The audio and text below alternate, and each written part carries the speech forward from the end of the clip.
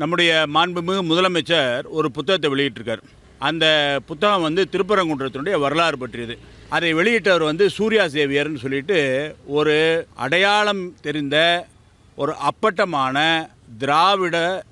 திராவிட model நபர். அவர் திராவிட சித்தாந்தத்துக்கு சொந்தமானவர்.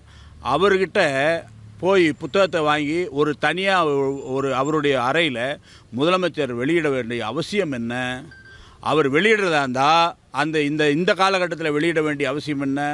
ஒரு திராவிட சித்தாந்தவாதிக்கு திருப்பரங்குன்ற வரலாற்றை பற்றி இவர் எப்படி எழுதியிருப்பார் அப்படிங்கிறது நம்ம இப்போ புரியுது. எந்த அடையாளத்தோடு அதை வந்திருக்கணும், வெளியிட வேண்டிய நோக்கம் என்ன, இதுக்கு பின்னணியில் இருக்கக்கூடிய நோக்கம் என்ன, இதுதான் மிகப்பெரிய கேள்வியாக இருக்குது.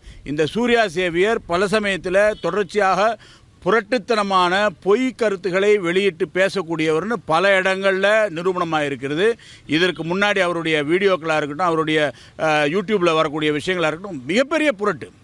பொய்னா பொய், புழுகு மூட்டைக்கு சொந்தக்காரர். அவருடைய திருப்பரங்குன்ற வரலாறை முதலமைச்சரே வெளியிடுவதனுடைய நோக்கம் என்ன? இன்றைக்கு நீதிமன்றத்தில் ஒரு நீதிபதி இருக்கக்கூடிய அமர்வுலையும் 2 நீதிபதிகள் இருக்கக்கூடிய அமர்வுலையும் அலசி பிரித்து ஆராய்ந்து அந்த ஒட்டுமொத்த மலை கோவிலுக்கு சொந்தமானது இதெல்லாம் சொல்லிட்டாங்க. தீபமேற்ற வேண்டும் என்று சொல்லியாச்சு.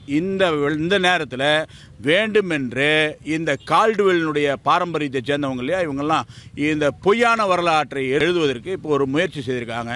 அந்த நூலை புறக்கணிக்க வேண்டும்.